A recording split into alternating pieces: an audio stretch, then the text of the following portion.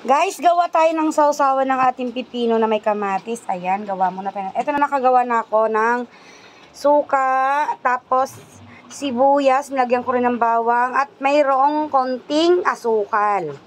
Ayan, ilalagay na natin. Timplado na yan, guys. Sinimplahan ko na yan. Tapos hahaluin ko na lang yan, guys. Okay na to. Sa taas, pampakulay green na lang. Lalagyan lang natin siya mamaya ng spring onions. Okay na to, guys. Ang ating suka na ilagay, kahit anong gusto nyo. Kung gusto nyo ng yung gawa sa nyog na suka, pwede. Ayan. Ayan po. Partner namin to sa sa pritong isda. May prito kaming isda na huli ng aking Junakis kagahapon. Ayan. Maliliit. Ayan, guys. Nagpiprito pa. Ayan. Tapos naglaga rin ako ng okra. Ayan. Laga na tong okra ko. Healthy ang okra. Ayan, guys. Puro gulay muna tayo ngayon. Ayan. Okay na to, guys. Tikman ko muna ang lasa. Tinimplahan ko na to eh.